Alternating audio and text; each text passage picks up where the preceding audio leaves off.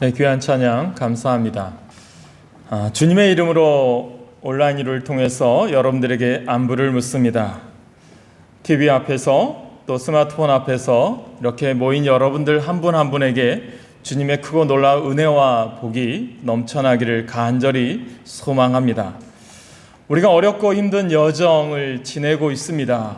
이 여정 중에 깨닫는 것이 있다면 우리가 두려움과 걱정, 근심 이것보다도 저는 이 코로나19를 통해서 우리 모든 성도가 더욱 주님을 바라보고 주님을 만나는 그러한 귀한 시간이 되시기를 간절히 소망해 봅니다. 여러분들 있는 그곳에서 주님과 함께하는 그러한 시간들 되시기를 간절히 축원합니다. 제가 책을 참 좋아합니다. 제가 읽은 책 중에 가장 한 2, 3년 전에 가장 감명 깊게 읽었던 책 중에 하나가 있었습니다. 그 책의 제목이 뭐냐면 바벨론에서 그리스도인으로 살기라고 하는 책입니다. 이 책이 많은 이들에게 공감이 되고 베스트셀러가 되었습니다. 왜 이 책이 많은 이들에게 이렇게 읽히고 공감이 될까 그런 생각을 해보았습니다. 이 책의 내용을 잠시 보니까요, 우리가 바벨론과 같은 그러한 이스라엘이 나라를 잃고 힘든 그러한 시기는 아니지만 영적으로 또 우리 심적으로 힘들고 어려운 그 내용이 우리들이 살아가는 지금의 모습과 공감이 되고 또한 비슷하게 느끼기 때문에 이 책이 많은 이들에게 읽히고 감동을 주었던 책이기도 합니다. 사랑하는 여러분, 우리가 오늘 조금만 아마 믿음을 가지고 살려고 한다면, 바르게 믿으려고 해본다면 이 책의 내용을 누구나 다 이해하고 아마 느끼실 것입니다. 오늘날 세상에서 이 크리스찬으로서의 정체성, 또 크리스찬으로서의 믿음의 삶을 사는데 얼마나 힘들고 어렵습니까? 이것을 다 여러분들도 느끼고 알고 계시리라 믿습니다. 저는 오늘 이 세상은 한편으로는 영적 크리스찬이 자기의 정체성을 가지고 사는데 집요한 공격과 어려움을 겪고 있습니다. 그런가 하면 또 한편으로는 끊임없이 우리를 좌절시키고 스스로를 초라한 인생으로 만들어가는 삶 속에 살아가고 있어요. 요즘 신종 언어가 있습니다. 코로나 블루라고 하는 단어예요. 뭐냐 하면 코로나로 인해서 많은 사람들이 우울증이 왔다는 거예요. 우리가 알다시피 누구에게서 전염될까 봐 밖에 나가지 못하죠. 그러다 보니까 야외, 여행 모든 것이 단절되어서 혼자 있다 보니까 많은 이들이 이 코로나가 1, 2개월 갈 게 아니라 지금 7개월여 가고 있는 이 상황 속에서 언제 또 끝날지 모르겠지만 이것 때문에 많은 이들이 힘들어하고 이제 우울증에 빠져 있다는 거죠. 너무나도 안타까운 시절을 우리가 살아가고 있습니다. 그래서 저는 이것을 어떻게 하면 헤쳐나갈까? 이것을 어떻게 하면 우리가 극복해 나갈까? 저는 오늘 말씀을 통해서 성경을 통해서 그 답을 찾고자 합니다. 그래서 오늘 우리는 성경의 그 한 사람, 어려운 환경과 조건 속에서도 그것을 극복했던 그 한 사람을 보고자 합니다. 그 사람이 누굽니까? 다니엘입니다. 왜 다니엘이라고 하는 인물을 살펴보기로 결심한 이유가 여기에 있습니다. 왜 우리가 다니엘에게 집중하느냐? 바로 이 어려운 환경, 어떻게 보면 바벨론과 같이 힘든 여정 속에 있는 우리에게 희망의 메시지를 전해주는 사람이 다니엘이기 때문입니다. 다니엘은요, 16살 나이에 나라가 망하고요, 바벨론이라고 하는 강대국의 나라에 포로로 끌려갔습니다. 그런데 그 비참한 현실 속에서도 그는 이겨나갔고 그 상황을 극복해 나갔습니다. 이것을 통해서 우리가 그 다니엘이 주는 그 메시지를 우리가 캐치해내고 그 속에서 주는 영적인 교훈을 우리가 발견해야 된다는 것입니다. 그래서 이 부분을 몇 주 동안 계속해서 살펴보고자 합니다. 그래서 오늘은 선언적인 의미로요, 이러한 유혹이 많은 시대를 살아가는 우리들에게 다니엘에게서 배워야 하는 두 가지를 얻고자 합니다. 첫 번째 단서는 오늘 본문 8절에서 찾을 수 있습니다. 8절을 우리가 이 개역 개정판으로 읽었지만 세 번역으로 제가 한번 읽어드리겠습니다.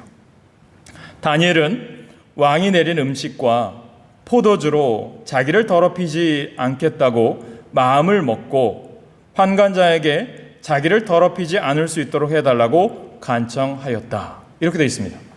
여기에 세 번역의 단어 중에 오늘 개역 개정판에 우리가 읽은 성경 본문과 일맥상통하는 단어가 뭐냐 하면 다니엘은 뜻을 정하여와 새 번역에서는 마음을 먹고가 같은 단어라는 거예요. 이 말은 무엇이냐면 뜻을 정하여, 이 단어는 하나님의 말씀대로 결단하며 살겠습니다, 이것이 포함되어 있다는 거예요. 그래서 새 번역 성경엔 마음을 내가 굳게 먹었다라고 번역하고 있는 거예요. 그러니까 정체성, 본질을 지킨다는 거죠.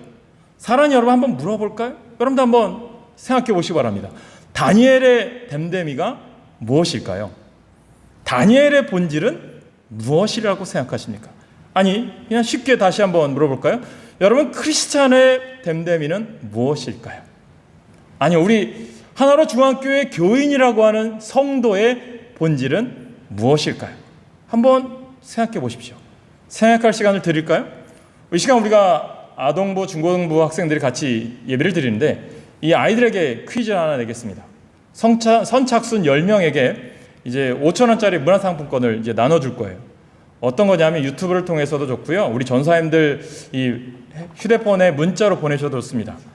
뭐냐 하면 다니엘과 세 친구의 이스라엘식 이름 4개죠. 네 이름이죠. 그리고 바벨론의 포로로 가서 이름을 바꿔야 되는 이름이 있습니다. 그것 또한 네 이름이죠. 그러니까 8개의 이름을 여러분들이 문자로 정확히 틀리지 않게 보내주는 친구에게 선착순으로 지금 예배 끝나기 전까지 보내주는 친구에게 우리 전사님을 통해서 선물을 드리도록 하겠습니다. 여러분 한번 생각해 보셨나요? 오늘 본문의 이야기로 잠시 들어가 보겠습니다. 본문의 배경은 주전 650년 유다의 여호야김 왕 제3년에 있었던 일입니다. 남유다가 이제 바벨론이라고 하는 강대국에 의해서 멸망의 길로 가게 됩니다. 나라가 패망하고 성전이 다 무너져 버렸습니다. 이때 바벨론의 정책은 이스라엘의 유대의 민족의 좀 똑똑한 사람들과 자기에게 부려먹을 사람들을 포로로 끌고 갔습니다. 우리가 생각했을 때 병자호란 때 많은 이들이, 또 여자와 많은 이들이 청나라의 포로로 끌려갔죠. 우리가 또 일제시대 때 많은 사람들이 징용으로 일본에 끌려가서 고생하지 않았습니까? 그런 모습을 한번 상상해 보시면 되지 않을까 생각합니다. 당시 청소년이었던 다니엘이 이 포로 중에 포함되어 있었던 거죠. 16살 정도 되었다고 합니다. 다니엘은 포로로 끌려가서, 여러분, 포로 생활이 그렇게 녹록했을까요? 힘들겠죠. 유대인이지만 바벨론 사람으로 또 공격받아야 됩니다. 이 교육받고 바벨론 사람부터 또 공격을 받죠. 심지어 이름도 개명을 해야 했습니다. 우리가 일제시대 때 창씨 개명을 하잖아요. 우리 한글식 이름이 아니라 일본 이름으로 다 고쳐야 됐습니다. 요즘도 우리가 일본식 이름에 일본식 단어가 우리 생활 잔재로 남아있어요. 예를 한번 들어볼까요? 여러분들 우리 예배드리는 우리 어르신들 잘 쓰시겠지만 빠케스 아시죠? 양동이잖아요. 또 뭐가 있어요? 땡깡 부리다. 우리 아이들에게 땡깡 부린다라고 얘기하잖아요. 뭘까요? 생떼라는 게 우리 한국말이에요. 또 뭐죠? 무대뽀. 또 진검승부. 이것도 다 일본 잔재랍니다. 또 우리가 쉽게 쓰는 뭐 구라. 이게 다 거짓말인데 일본 단어가 아직 남아있는 거죠. 그만큼 70년이나 지난 이 상황 속에서도 끊임없이 잔재가 남아있는 것을 보면 이름을 바꾸게 하고 언어를 못 쓰게 하는 게 참 많은 것들을 우리에게 혼란스럽게 한다는 거죠. 여러분, 다니엘의 본질이 무엇이라고 생각해 보셨습니까? 여러분, 다니엘의 이름의 뜻은요, 하나님은 나의 심판자라는 뜻입니다. 그 이름을 버리고요, 그가 개명한 이름이 이 벨드사살입니다. 이 뜻은요, 벨신이여 생명을 보호하소서라는 뜻입니다. 그러니까 이방 우상을 섬기는 이름으로 바뀌게 되었다는 거죠. 여러분, 이런 와중에 또 다니엘의 세 친구도 선발되었습니다. 그것이 이제 오늘 본문으로 이어지죠. 이제 느부갓네살 왕의 명으로 이들은 그래도 이 왕의 명령으로 특별한 교육으로 이제 받게 됩니다. 이제 그 바벨론 교육을 받는데 이 특별 배우를 받는 대우 중에 무엇이 있었냐면 무엇보다도 왕이 주는 음식을 꼭 먹어야 했고요. 또 왕이 시키는 일은 그대로 해야만 했습니다. 그런데 다니엘은 어떻게 합니까? 이 왕이 주는 음식을 먹지 않겠다라고 이야기합니다. 왜일까요? 다니엘의 본질이 살아있기 때문입니다. 왕이 준 이 고기나 이 많은 음식은 어떤 거냐면 이 바벨론의 우상들에게 드려졌던 음식입니다. 하나님의 뜻으로는 먹으면 안 되는 거예요. 그것을 무엇을 얘기합니까? 여러분, 신앙은요, 이렇게 도전이 올 때 우리의 신앙이 증명되는 것 같아요. 믿음도 어려울 때 증명되는 것 같아요. 여러분, 그래서 오늘 여러분들에게 첫 번째 단서가 뭐냐면 이만큼 뜻을 정하는 게 매우 중요하다는 거예요. 왕이 제공하는 음식들과 포도주를 마시지 않겠다는 거죠. 비록 이방 땅에 끌려왔지만 하나님의 거룩한 백성, 이것을 지켜나가겠다는 거예요. 우상의 땅에서도 하나님을 믿는 믿음을 지켜나가겠다는 거예요. 우리 쉽게 생각하면, 야, 내가 왕의 교육받게 되었으니까 좋은 기회 얻었다고 말할 수 있겠죠. 그냥 적당한 선에서 타협하고, 하나님, 어쩔 수 없었어요. 그렇게 쉽게 타협할 수도 있겠죠. 다른 사람들 다 먹는데, 하나님, 저 마음은 하나님께만 있어요. 하나님 다 알잖아요. 이렇게 쉽게 넘길 수 있겠죠. 타협할 수 있겠죠. 그런데요, 다니엘은 그러한 신앙의 타협이 있었다면 성경은 그를 기록하지 않았을 것입니다. 지금 우리가 코로나19로 인해서 사람들 사이에서 더욱 이기적인 모습과 불신, 그리고 불안과 두려움에 사로잡혀 힘들어하는 모습을 우리가 보아요. 근데 주님이 이때 우리에게 원하는 게 뭘까요? 믿음의 절개를 지키기를 원하신다고 믿습니다. 우리가 여러분들이 온라인으로 이렇게 예배 드릴 수 있는 것에 대한 또한 감사를 합니다. 그러나 저는 여러분들이 이것으로 끝나는 게 아니라 우리가 함께 다시 모여서 예배하고 하나님 앞에 모여서 성전에서 함께 우리가 주님을 경배할 수 있는 그 시간을 사모하는 마음이, 그 뜻을 정하는 마음이 여러분 가운데 다시 되새기는 시간이 되시길 간절히 소망합니다. 여러분, 지금과 같은 이때에도요, 하나님의 주권을 바라보는 게 필요합니다. 다니엘도요, 나라가 망하고 적국에 포로로 끌려온 현실이지만 그것을 통해서 어떻게 합니까? 하나님께서 우리들에게 말씀해 주시고자 하는 분명한 메시지가 있다는 것을 깨달아야 됩니다. 우리가 지난주에는 태풍이 왔어요. 지금도 소나기가 오고 비가 많이 와요. 근데 깨닫는 거지만 태풍 위에 여지없이 구름 뒤에, 먹구름 뒤에 상관없이 태양은 떠서 빛을 발하고 있습니다. 여러분, 오늘도 여전히 우리가 힘들어하고 어려운 삶을 살아가지만 여전히 역사를 주관하시고 내 인생을 주관하고 계신 하나님은요, 우리 삶 가운데 살아계시는 분임을 믿으시기 바랍니다. 이게 우리에게 필요하다는 거예요. 사실 다니엘이 이렇게 뜻을 정하는 일이 결코 쉽지 않았을 거예요. 만일 이렇게 뜻을 정하고 살아간다면 아마 이방 땅에서 왕따를 당해야 되고 또 따돌림도 받아야 되는, 또 박해를 당해야 되는, 그것이 불보듯 뻔하죠. 또 왕의 명령을 어긴다면 목숨까지도 내어놓은 거예요. 뜻을 정한다는 것은요, 목숨을 걸고 하나님 말씀대로 살겠습니다라고 하는 결심이라는 것입니다. 믿음이라고 저는 생각합니다. 이게 믿음이라고 저는 여러분들이 깨닫고 여러분의 삶 속에서도 언제 어디서나 하나님의 사람이라는 것을 잊지 않고 사시길 간절히 축원합니다. 예전에 EBS에서 제가 이제 특강들을 많이 들었어요. 그 중에 하나가 유명한 특강이 이제 설득의 기술이라고 하는 특강이 있었습니다. 그 특강에서 어떤 실험을 했느냐 하면 이제 한 클래스에 이제 10명의 학생들을 모집해서 이제 문제를 냈습니다.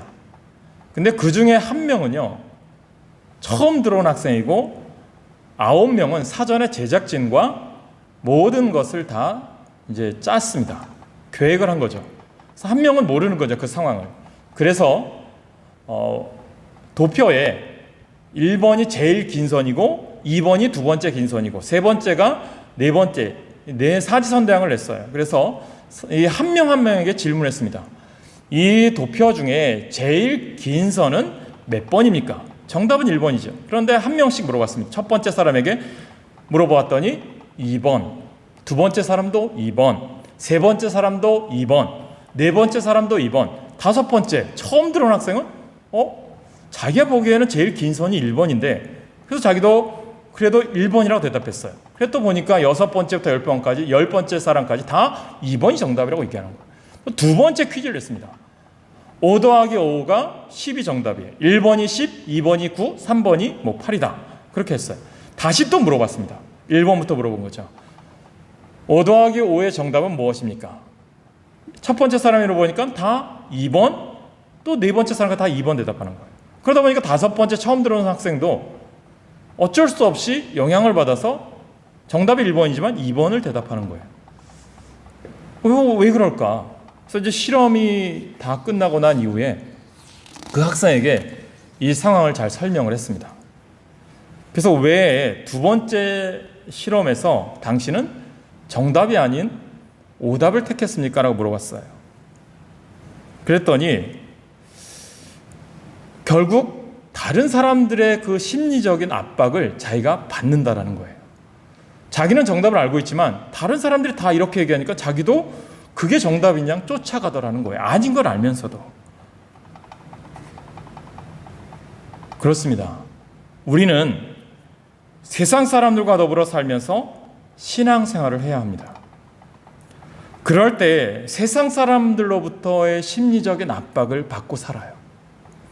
그래서 때로는 자기가 믿는 믿음을 드러내지 않으려고 합니다. 심할 경우 자기가 믿는 믿음을 포기하기도 합니다. 우리가 다니엘에게서 배워야 할 점이 여기에 있어요. 당시 다니엘은요 16살, 우리가 생각하는 중학생이에요. 청소년이었으면서요 이런 심리적인 압박, 환경, 나라를 잃고 다른 이방 땅에 살아가면서도 그런 심리적 압박을 안 받아요. 누가 뭐라 해도 자기가 믿는 믿음을 당당하게 드러내기로 뜻을 정했다는 것입니다. 자기가 믿는 믿음대로 살기로 뜻을 정했다는 거예요. 저는 우리 교회 학생들이, 우리 교회 모든 성도들이 어떤 환경 조건에서도 하나님 뜻대로 살기를 간절히 축원합니다. 복음성가, 이런 복음성가가 있잖아요. 주님 뜻대로 살기로 했네. 주님 뜻대로 살기로 했네. 주님 뜻대로 살기로 했네. 뒤돌아서지 않겠네. 이 세상 사람 날 몰라줘도, 이 세상 사람 날 몰라줘도 세상 등지고 십자가 보내 뒤돌아서지 않겠네.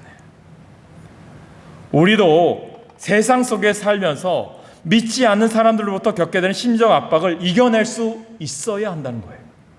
그러기 위해서는요 뜻을 정하는 일이 매우 중요하다는 것입니다. 누가 뭐래도 나는 믿음을 지킬 거야. 나는 누가 뭐래도 하나님 말씀대로 살 거야. 주님 뜻대로 살기로 마음먹었습니다 라고 하는 결심이 우리 가운데 필요하다는 것입니다. 성경을 보면 이후에 신앙생활을 남달리 잘해보겠다고 마음먹은 사람들이 등장을 해요. 이것을 우리는 쉽게 서원한다 라고 얘기를 해요. 서원이라는 단어를 이 성경에서는 요구하지 않는 선행이나 경건행위를 자발적으로 하나님께 약속하는 것을 말한다라는 뜻이에요. 특히 나시린들은 서원하는 사람들이 많았어요. 그래서 하나님께서 이들의 서원을 주목하십니다. 그리고 어떻게 하냐면 하나님께 서원한 사람들 하나님 그냥 내버려 두는 게 아니라 이들과 남다른 관계를 맺으셨다라는 거예요. 오늘 우리도 예수님을 잘 믿어야 합니다. 대충 예수를 믿는 것이 아니라 제대로 예수님을 믿어야 합니다. 그러기 위해서는요 다니엘처럼 나름대로 뜻을 정하는 것이 필요합니다. 예를 들면 평생 어떤 일이 있어도 나는 거룩한 주일은 지키겠습니다. 하나님께서 기뻐하시지 않는 일들은 절대로 하지 않겠습니다. 이런 나름대로의 뜻을 정하는 게 우리에게 필요하다는 거예요. 더 나아가 야곱도 하나님께 서원하잖아요. 야곱은 어떻게 섬깁니까? 주신 재물로 하나님을 위해 귀하게 쓰임받는 삶을 살겠습니다. 하나님 만난 후에 결심을 해요. 평생 교회 봉사하며 살겠습니다라고 하는 결심이 여러분 주위 환경에 따라 변하지 않는 거예요. 복음 전하는 일과 선교에 동참하는 삶을 살겠습니다라고 하는 삶이 변하지 않는 거예요. 그런데 중요한 것은 이런 결심한 사람들, 이런 사람들 하나님 어떻게 하죠? 주목하셔요. 그리고 이 사람들에게 하나님께서는 남다른 복을 주시는 하나님이심을 믿으시기 바랍니다. 오늘 온라인 예배 드린 여러분들에게 뜻을 정함으로 하나님이 주시는 복이 임하기를 간절히 축원합니다.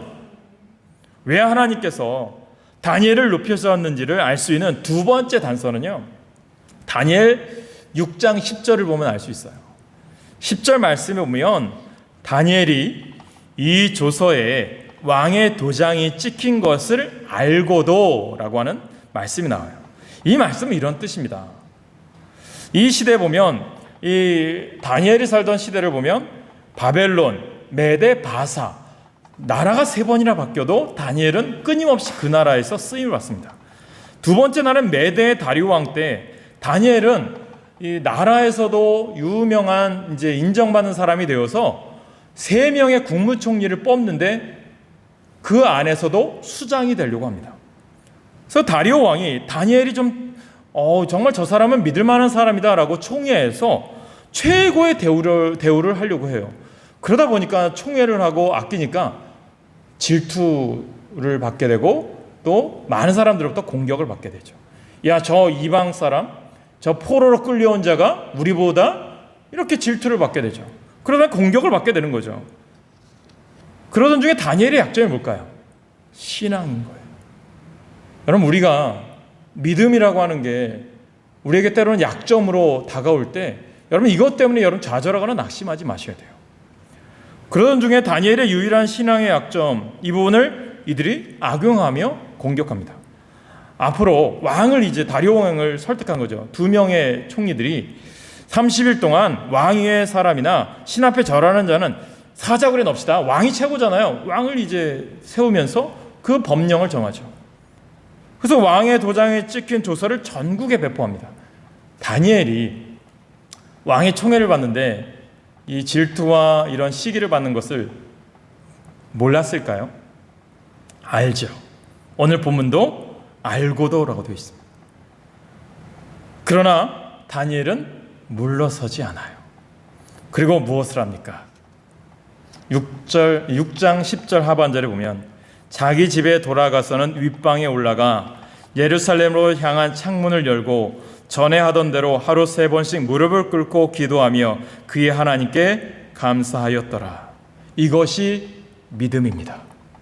저는 여러분들이 온라인으로 드리는 예배 자리에서 하나님을 향한 다니엘과 같은 마음으로 그 심정으로 어떤 환경 유혹 시험에 있을지라도 예배 자리에 나온 여러분 가운데 다니엘이 했던 그 믿음처럼 전에 하던 대로 하루 3번씩 무릎 꿇고 기도하며 어려움과 고난 가운데도 하나님 감사합니다라고 고백할 수 있는 다니엘의 믿음이 우리의 믿음이 되시길 간절히 축원합니다. 집에서 전에 하던 대로 하루 3번씩 무릎 꿇고 기도했어요. 영적인 습관인 거예요. 영적인 근육이 발달한 거예요. 이때 예루살렘을 향한 창문을 열고 기도했습니다. 숨어서 해도 되고 남들 모르게 해도 되는데 담대하게 합니다. 이 일로 다니엘은 조서대로 체포되었고 사자굴에 던져지게 됩니다. 그런데요, 하나님이 이런 사람을 그냥 둘까요? 하나님은 이를 붙들어 주시는 거죠. 그럼에도 불구하고 기도하던 일을 멈추지 않는 그를 하나님은 들어쓰셔서 하나님의 사람으로 쓰시는 줄 믿으시기 바랍니다. 저는 우리 교회 성도들이 그러한 믿음의 사람이 되시길 간절히 축원합니다. 오늘 우리는 다니엘이 겪었던 이런 박해가 없는 시대에 살고 있어요. 그래서 자칫 다니엘의 이런 불굴의 신앙이 필요 없다고 생각할 수도 있습니다. 과연 그럴까요? 오스 기니스라고 하는 분이 쓴 책 중에 저항이라고 하는 책이 있어요. 이 오스 기니스는 이제 중국 선교의 초창기에 허드슨 테일러와 동역했던 헨리 기니스라고 하는 이 선교사님의 증손자인데 자기의 부모들이 복음을 전하는 것을 보면서 많은 교훈을 받고 책을 썼습니다. 소명이라는 책도 썼는데 이 저항이라고 하는 책을 보면 이런 얘기를 해요. 오늘 우리 시대를 신앙의 변절을 요구하는 시대다라고 규정을 했더라고요. 그러니까 다니엘의 시대는 신앙의 포기를 요구하는 시대였다면 오늘은 신앙의 변절을 요구하는 시대라는 것입니다. 다시 말하면 다니엘의 시대에는 박해를 통해서 신앙을 포기하도록 강요했다면 오늘은 유혹과 미혹을 통해서 신앙의 변절을 요구하고 있다는 거예요. 온라인 생중계로 예배드린 여러분, 우리는 세상을 향하여 보냄받은 존재예요. 하나님의 믿음의 자녀 정체성을 우리가 잊지 마셔야 된다는 거예요. 한 목사님으로부터 본인의 교회 권사님, 한 여자 권사님의 이야기를 들었습니다. 스스로 신앙생활 잘한다고 자부하는 이 권사님인데 권사님이 큰딸이 고3이라고 합니다. 그런데 이분이 이 큰딸이 공부도 잘하고 또 열심히 해서 이 권사님의 자랑이고 또 소망이랍니다. 물론 이 딸도 교회 잘 나오고 나름 신앙생활 잘한다는 거예요. 그런데 학교에서 시험이 임박하면 딸에게 이런 말을 한다는 거예요. 우리 딸 이번 시험이 얼마나 중요한지 알지? 열심히 준비해야 돼. 그러면서 주일 아침에 학원에 데려다 주면 이렇게 또 말한답니다. 우리 딸 오늘은 교회 쉬고 학원 가서 특강 들으면 열심히 공부해. 엄마는 교회 가서 기도할게. 그러고는 자기 혼자 교회 와서는 하나님께 이번 시험 잘 보게 해달라고 간절히 기도하는 것이었습니다. 이분에 대한 이야기를 듣고 많은 생각을 했어요. 양떼 커뮤니티의 이요셉 목사님의 특강을 들었는데요. 이분이 이런 얘기를 하더라고요. 전 세계에 미전도 종족이 있어요. 미전도 종족을 구분하는 퍼센트가 뭐냐면 5% 미만의 전도율. 근데 우리나라 청소년의 전도율이 3.5%랍니다. 그래서 이분이 우리나라 청소년이 미전도 종족입니다. 그래서 양떼 커뮤니티를 통해서 방황하는 아이들을 전도하고 그들과 함께하는 삶을 간증하는 내용을 들었습니다. 우리가 아이들에게 신앙을 제대로 가르치지 않으면, 어렸을 때부터 믿음을 제대로 가르치지 않으면 아이들이 대학을 가서요 신앙을 버리게 되는 거예요. 커서요 신앙을 버리는 거예요. 우선 과연 하나님께서 이분의 기도를 들으실까요? 하나님께서 딸에게 주의를 범하고 학원에서 공부하게 하면서 시험 잘 보게 해달라고 드리는 기도를 하나님이 귀담아 들으실까요? 그 소원 들어주실까요? 다음으로 이것이야말로 이 시대 그리스도인들에게 일어나는 신앙의 변절이 아닐까 하는 생각을 하게 됩니다. 이분에게는 어느새 자식이 우상이 되어버린 거죠. 그리고 이분은 말씀이 가르쳐주는 참된 복을 외면하고 세상 사람들이 추구하는 복으로 나아가고 있다는 거죠. 사도 바울은 우리에게 교훈합니다. 로마서 12장 2절에 보면 너희는 이 세대를 본받지 말고 오직 마음을 새롭게 함으로 변화를 받아 하나님의 선하시고 기뻐하시고 온전하신 뜻이 무엇인지 분별하도록 하라. 세상 사람들이 추구하는 것을 따르지 말라라고 하는 말씀이에요. 이 말씀 한마디로 뭘까요? 저항해라. 세상 풍조에 저항해라. 하나님의 뜻과 배치되는 세상 풍조에 저항하라는 거예요. 하나님 없다며 추구하는 세속주의, 세상 풍조에 저항하라는 거예요. 요즘 우리 시대에 동성애 차별법, 성소수자, 또 우리의 퀴어 축제, 얼마나 우리 젊은이들을 유혹하는 게 얼마나 많이 있습니까? 이때 우리가 신앙을 정확히 지키지 않으면요, 우리 아이들의 신앙의 정체성은 사라지게 되어 있어요. 그렇습니다. 오늘 우리는 다니엘처럼 박해에 저항해야 하는 시대에 살고 있지는 않아요. 그러나 우리도 모르는 사이에 유혹과 미혹으로 우리의 신앙을 변절하게 만드는 모든 것들에 대하여 저항하는 시대에 살고 있습니다. 세속주의 물결이 거대한 해일처럼 모든 사상, 가치관, 사람들의 생각을 뒤엎어버리는 시대 속에서 우리의 올바른 믿음을 지키기 위해서 저항해야 하는 시대에 살고 있어요. 우리도 다니엘처럼 저항하며 믿음을 지켜나가야 됨을 깨닫게 되길 소망합니다. 하나님께서는 이런 다니엘을 지켜주셔요. 저는 우리 교회가 이 코로나 이후에 여러분들 믿음을 지키는 자에게 하나님의 위대한 일을 감당하게 하실 줄 믿으시길 소망합니다. 왕의 명령을 어기고 음식을 거절했을 때 환관장의 마음을 움직이셔서 시험해보게 하셨고, 그리고 왕이 하사한 좋은 음식을 먹는 사람들보다 더 강건하고 얼굴이 아름답게 보였습니다.